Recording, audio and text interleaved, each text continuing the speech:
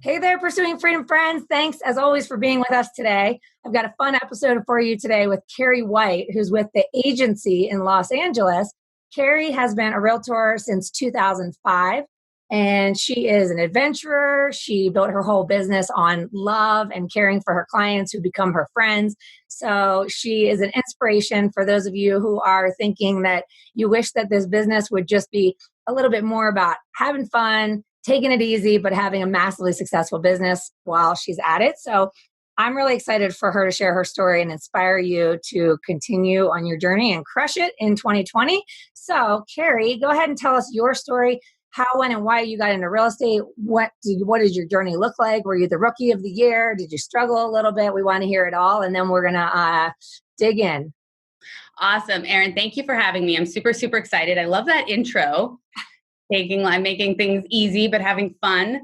I like to believe in simple, fun, and profitable. And yeah, who wants to work with a stuffy old person in a suit who's 60 trying to sell you a home? You want to work with your friends. You want to have fun. You want to relate to people and build a lifestyle brand, because that's what homes are. They are the place where you build your lifestyle. So that's been important to me. I've been doing this, I feel like, forever, because I'm 35 and got licensed my last year of college when I had 5 classes, was graduating, got my real estate license. The journey those first few years was not organized. It was not applying it like a business. I didn't really know what I was doing. Every time I would call an agent to set up a showing, I would go cry in a bathroom because everything was scary. Everybody was mean. I would lie about my age. I didn't want to tell anybody that I was 20 or even 21. I would wear the most conservative outfits possible, like button-ups. I was so proper with clients. I was really trying to overcompensate for my age. Somebody once thought I was 30 and I was so excited. The most beautiful thing about longevity and success is you can bring more of your own your own personality to the business. And that's been the most fun for me the last, 5 years, is making the business more fun after I feel like I paid my dues. I'm not saying that you have to do that, but as a younger person, that was my crutch. And it didn't need to be, but it definitely was the crutch that I walked with for a while. I ended up going to a seminar in 2008, and started getting into the whole coaching side of things. Now, coaching isn't just the coaching, it's applying a business model to the business. I didn't know that you could track and measure how many people you were calling, how many sales. I didn't even know how to make goals. I didn't know how to figure out what my income would be, or business pillars or sources. So understanding that your business is going to come from certain people, from certain activities. Like if you sit in open house, I think, okay, I'm sitting in open house, but actually you can meet a neighbor, you can meet a buyer, you can have somebody call you and want to sell their house. So everything that you do, a sign in front of a property, a buyer that buys in a building and then someone else calls you who, lives in the building and may want to sell. So I didn't realize where business comes from in real estate. So starting to apply that. And then I decided that I wanted to meet somebody that lived by the beach. So I realized I couldn't do that in the Valley. So I ended up moving over to the West Side 9 years ago from the Valley. And that's when my business really started to change. And over the next 2-3 years, started to boom. And then I joined the agency 5 years ago. And ever since then, I've been in the top of the company and the city and in all the Wall Street Journal for the 3rd time in a row. So things have started to there's a little bit more ease to the production level, so to speak, but this level of production comes with a whole list of new, roadblocks and frustrations and things to solve. So I'm an entirely different person than I was 5 years ago or 10 years ago, or even when I got into the business. And I know that I'll be an entirely different person in a year from now or in 3 years from now, because the business is constantly changing and evolving, and you have to create predictability within a very, very unpredictable business. I love this. So there's so much you covered there that we have to dig our teeth into here, because there's so much there that the listeners need to really hear more about. So first and foremost, I want to back up to when you talked about when you got into coaching and when you made the transition from just kind of winging it and,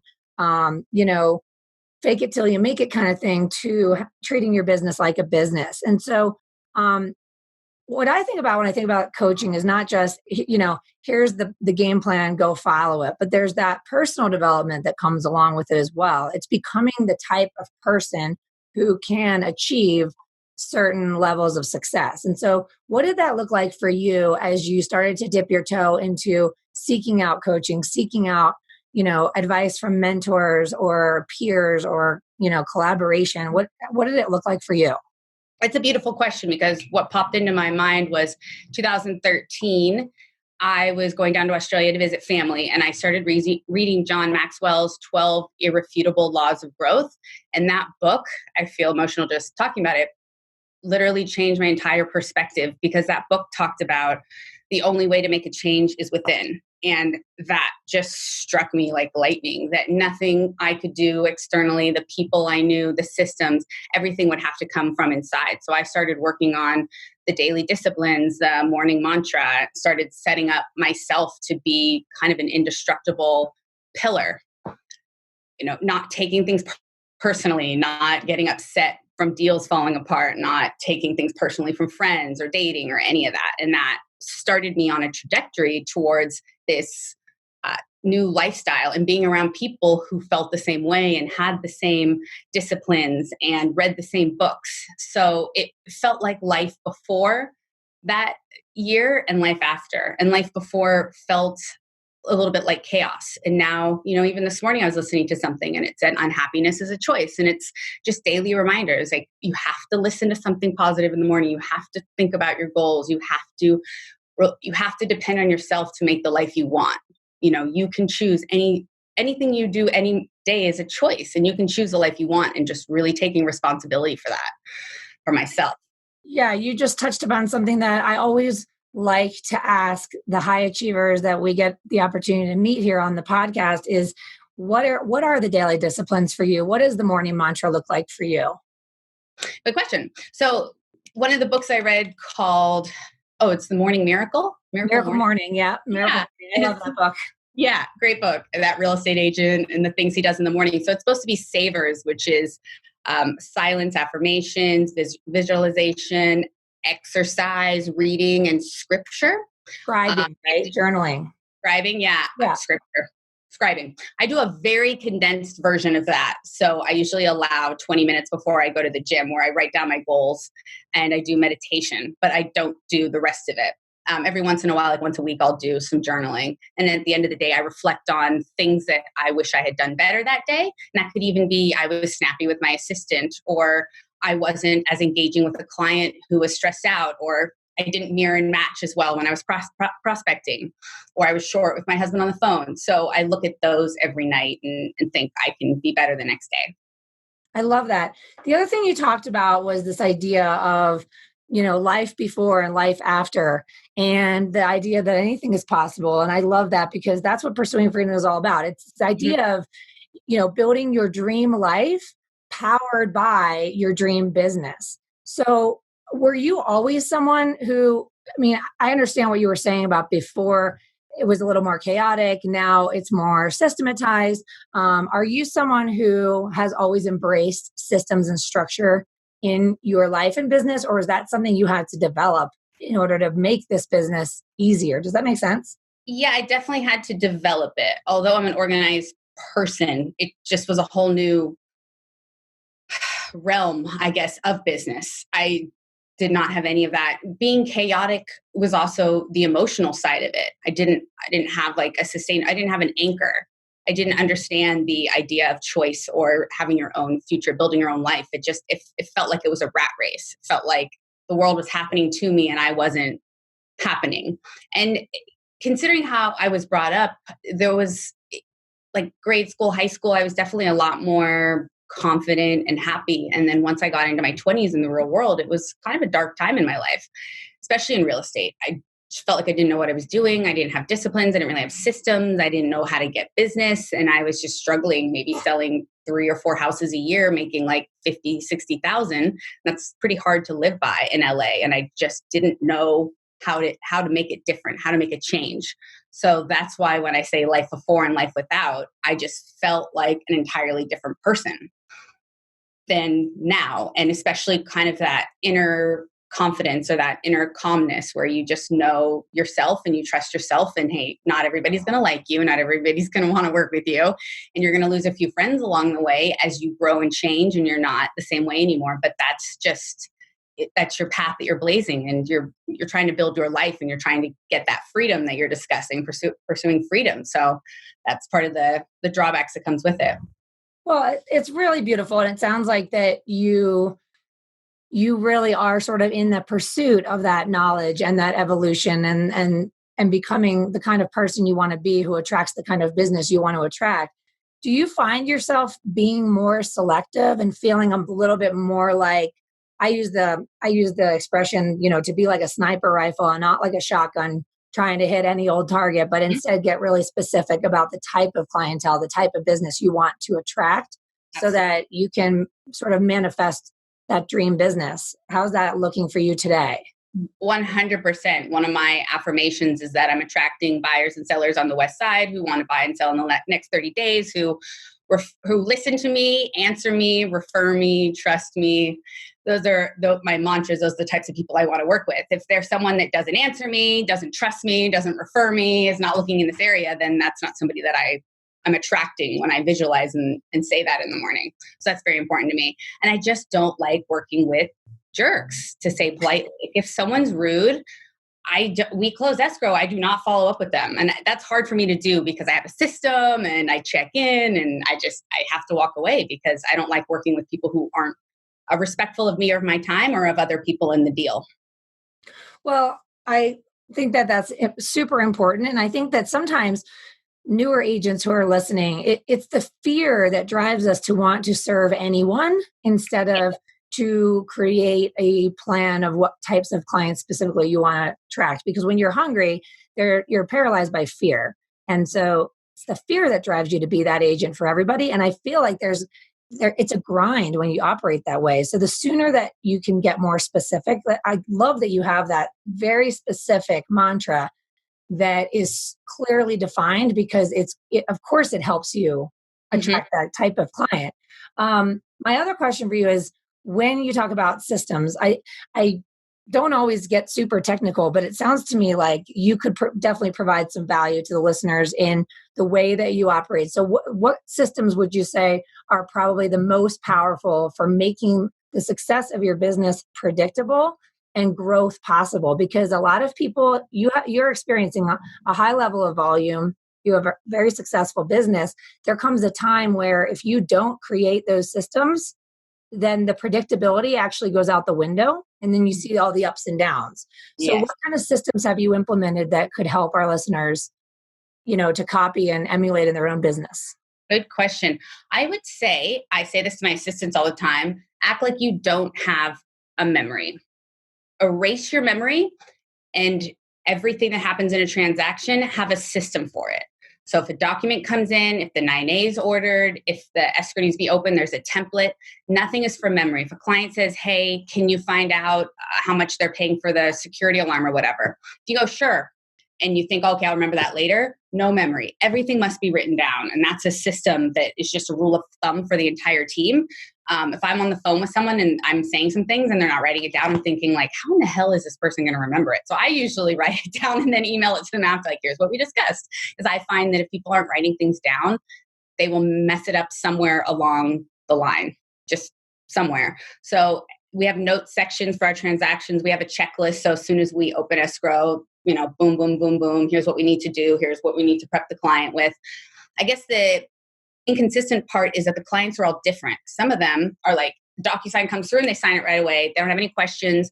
They have no time. They're scrambling. They'll read documents late at night and answer escrow or run over at the last minute. And then there's the kind that immediately are asking you 100 questions the day you open. And you're like, it's coming, it's coming, it's coming. And every question is ahead of all of our stuff. And you have to kind of slow them down. And people that read everything, it takes about an hour to run through the RPA, the residential purchase agreement, which I've done a few times. Most people don't even ask for that. So you have to learn right away what kind of client you're working with and then guide them based on that. Some of them just want to talk to you. They just want to talk things out. And just understanding that you're not there to sell them the house, you're there to guide them through the process and make sure it's a right fit for them. If the house isn't good for them and you need to cancel that. It's not about you. You remove yourself entirely. If they don't buy that house, they'll buy something else. Something else good will come from that. But that kind of reminds me of the scarcity mindset when we were just talking about clients, that when you're a newer agent, you're just holding on to everything because you have fear that you're not going to make money. So it's that scarcity. If you remove that and know and trust that you will get business and you will attract the right type of people, that helps with targeting the people you want to work with. But as far as the systems, writing everything down, checking off on the checklist, making everything repeatable. So if somebody wants to apply for one of our leases and we write an email, turn it into a template so that during the day, almost everything we're doing is templated. Copy, paste, because we get the same questions and trying to be one step ahead. Hey, we're closing next week. These are the things they ask us that we put into an email, XYZ, utilities, trash days, moving companies, boxes, warnings, all those types of things. So just making sure that we have copy and paste of everything, the checklist systems. We have our CRM, which is Top Producer, which we put birthdays, anniversaries, notes. If somebody refers us somebody, we put that in there. Google Drive we use as well. So those are the main systems that we use. But basically, the write everything down system is the main one. Yeah, no, I love it. I mean, the level of professionalism that you bring to your business it's number one, it's helping you attract the business and succeed, but it's also simplifying. And I think that there's so many people in our industry that are literally winging every single deal, and they don't want to slow down in order to speed up. And we talked recently on a podcast with Corey Williams about the idea that you just need to, if you don't already have this type of organization in your business, the first thing you should do after listening to this is just stop, listen to it again and again, and listen to what Carrie has just said with ease, is that she's got the systems in place. She slows down to make sure to record something so that she doesn't have to repeat it and wing it over and over and over again and let this business continue to be chaotic, which it can be. I mean, there's people that are operating at your level of success and have been in the business just as long and have still not done what you've done. I get that. Yeah. What do they say the amount of agents that don't even have a CRM, contact? I think it was 60% is the last stat I heard. 60% of people. Nothing wrong with that. Like one of the owners of my company sells $300 million in real estate a year, and he knows a ton of people, is a schmoozer, and he doesn't really use a CRM. He's just magical, but he has his own systems in a different way, but he's got his systems. Everyone uses something differently. But I don't know why you wouldn't want to use a checklist. If you get into an escrow, how are you going to know what to do? Like, if you Google escrow checklist, buyer escrow checklist, seller escrow checklist, you'll get 80 million checklists, and you can just copy one of those. It's very, very easy. Yeah. I mean, I never trust my brain. I stopped trusting my brain a long time ago. Yes. Even driving home, if I need to stop somewhere, it has to be a reminder at the exact time I'm going home, because I just won't. Everything has to be written down. If it's not written down, it doesn't happen. If it's not in your schedule, it doesn't happen. I love it. Well, we don't have too much time today, and there's definitely a topic I want to dig into here, because your branding is phenomenal. You guys, you have to follow Carrie White on Instagram. Check her out on YouTube. I want to dig in a little bit to how did you and when did you kind of rip the Band-Aid off and push through the fear? Because the content you're putting out there is magnetic. I really believe that. Like, I felt like I knew you before I ever interviewed you, because you were drawing me in with your content. And I think that is a topic that needs to be touched upon today, because there's so many people that know they need to be doing it and they simply don't know how or where to begin. So has that also been kind of an evolution for you, where you started to see the traction and then that kind of motivated you to implement that system into your business? Well, it's like everything in business with systems. You can't expect an immediate return. There's no instant gratification, like everything in life. And that's the hardest thing is the why behind it. You're posting and you're putting things out there and you're like, does this even matter? Does anybody care? Is anybody looking at this? And it takes a while, but what it is, it's exactly what you just said, that before we talked today, you felt like you knew me, and people work with people that they like and trust. So if you're a seller sitting across from a table with 3 people and they all have the same marketing, charge the same, who are they going to pick? The one that they like. So you have to be a likable, trustworthy, authentic person. And there's so many times that I have won a client just because of those reasons.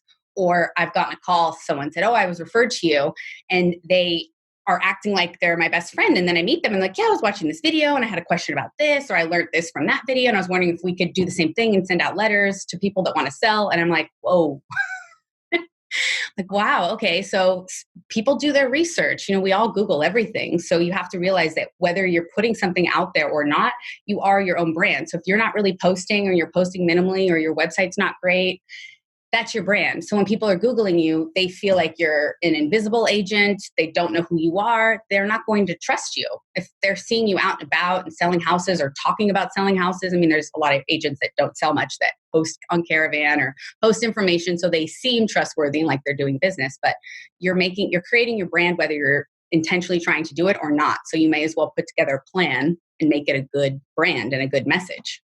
Well, but here's the thing is it's a plan. It comes back to the plan. It comes back to the systems. It comes back to having intention in your business. And it's very inspiring what you are implementing, because I know for folks that are listening, sometimes it just feels overwhelming, right? It feels sometimes like there's so much I could be doing and I need to be posting.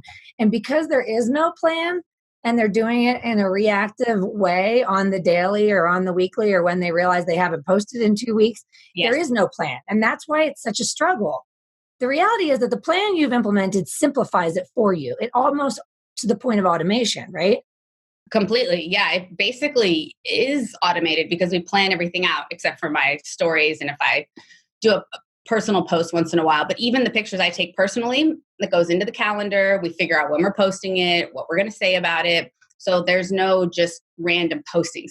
With the plan, oh gosh, it's so overwhelming, especially leaving like any seminar that you go to, or even listening to like a podcast like this. There's 20 things. And then you just think, oh my God, there's too much. And you get that paralysis, not being able to do anything because there's too many things to do. So I always say, start small, look at 1 or 2 or 3 things and just commit to that. And over the next 30 days, see how it works. So with the social media, I would say, create a weekly plan and post 3 times, 4 times, and just commit to that and say, what am I going to post? And remember that people want to learn about you. They want to see you with your kids, your dog, at the beach, working out, whatever. They don't want to see the inside of a living room and a kitchen and rah, rah, rah about real estate all the time. It has to be 80% personal. So keeping that in mind, just look at what you like when you're on Instagram, what makes you want to comment or like things, what's attractive to you. And that's going to be your brand. So if you pick 3 or 4 posts a week and be like, okay, I'm going to post that I'm going on a hike. I'm going to post that I'm going to my painting class and post a picture of it. I'm going to post with my grandma, or I'm going to post with my little niece, or just something. Think about the things. And even if you think it's dumb, nobody cares, it doesn't matter. They do care. It's very odd. It's like all those famous YouTube people that, I don't know, they do stupid shit and everybody, sorry. It's okay. Okay. They do something. There's plenty of curse words on this podcast. I have quite a potty mouth. I feel like half the stuff I'm doing, why does anybody care? But they do. People just want to get out of their own bubble of life. They want to experience someone else's life. And that's why social media is so powerful, because they get to feel like a taste. When I got back from my honeymoon from the Maldives, of all the people that I saw, not one, maybe one person said, how was it? Everybody else said, your honeymoon looked amazing. Right. Oh my gosh, how did you pick that place? It's like my real story didn't matter because they saw the story that I curated, that I put together on Instagram. So I'm putting out there what I want people to think about my business and my life.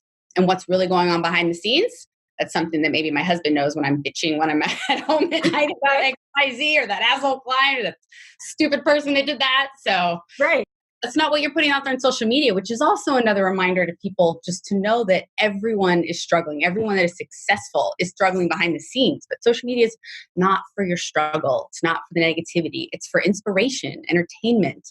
So that's the plan to put into place. Just start small and commit to putting up certain posts. Like we do Monday motivation, Tuesdays Carry TV, Wednesdays Woman Wednesday empowerment, Thursdays usually just listed, just sold, hot deal, Friday cocktail, Saturday can be a selfie or whatever, Sunday's open house. That's our schedule, but it can be anything of the sort. But I love it because you literally just rattled off your schedule because again, it comes back to, when you operate in your business, the way that you explain something to a client over and over and over again becomes a script, right? Yep. Well, so does the way that you generate your success. The way that you build your business should be scripted because when you don't have a plan and you're winging it every day, the reality is that what I see so many agents doing is they're ping-ponging around through their day because they don't have a schedule, they don't have a calendar, they don't know when they're doing what. So guess what's happening? They're doing nothing. They're doing nothing to grow their business, and they're frustrated with the results. This amount of structure and organization is liberating. It's not confining you because you don't have to think. You don't have to, there's guesswork in it, right? I personally love it. I can look at any escrow I have and see exactly what's done and what's not done. And someone said to me once, treat your business like you have 100 escrows at a time. If you had 100 escrows, do you think you'd have a system for them? Yes. So if you have one escrow, have the same system. Yep. So everything is a scalable business or you'll never scale. Well, and the beautiful thing about that is that if there is one escrow, right, that means you have plenty of time to be working on that system. Honestly, it's like map it out, get clear. What does your goal setting process look like? I'm just curious. As far as numbers and transactions? Well, like what do you have a process that you work through as you do your business plan each year to get clear on, okay, what worked, what didn't work, and what am I going to tweak? What am I going to do more of? What am I going to cut out as you go into each new year? Definitely. A lot of it now is figuring out what of the lower end of the business I can refer out or how I can do that. Like we decided for the next year, because I do quite a bit of lease listings, probably like 5 million in lease listings. But they take up quite a bit of time. So my coach talked about referring them, co-listing them. So that's one of our plans for next year so that I'm not involved in the leases at all.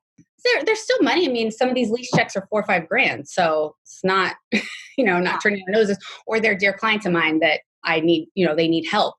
That's one of them. And also not working anything out of the West Side because I'm from the Valley. So I have a lot of business in Sherman Oaks and whatever. So my dad will help me with some of that.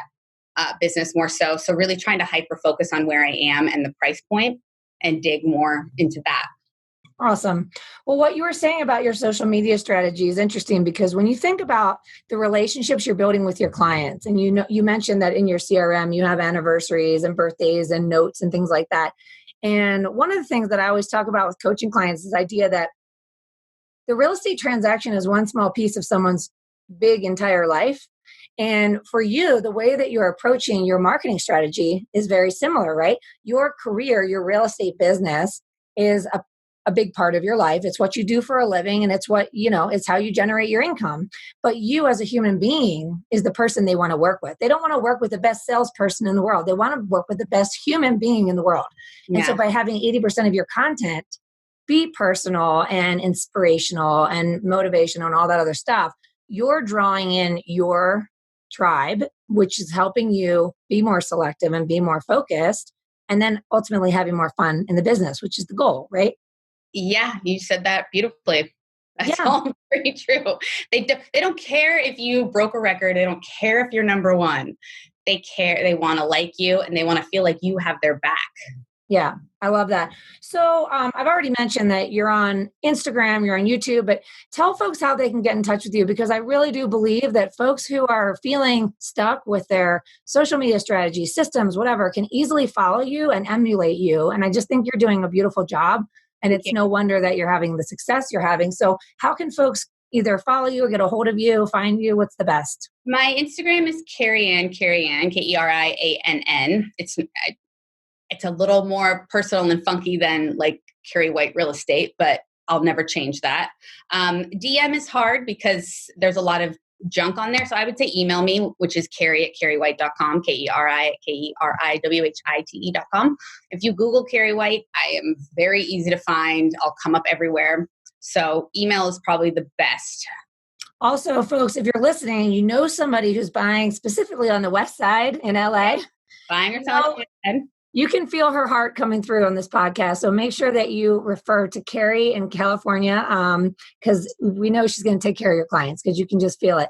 So thank you, Carrie, for taking the time to be on the show today. Thank you, Erin. It was very fun. Thank you very much. I really appreciate it. And thanks to you guys for listening today. As always, I implore you, I know you're probably driving as you listen to this, but when you get where you're going, before you get out of the car, go onto the podcast app, wherever you're consuming this content, and make sure to leave a review, 5 stars, because this helps us continue to attract great guests like Carrie and help folks find this content to help them on their journey. So as always, I love and appreciate you. I hope you make it an awesome day.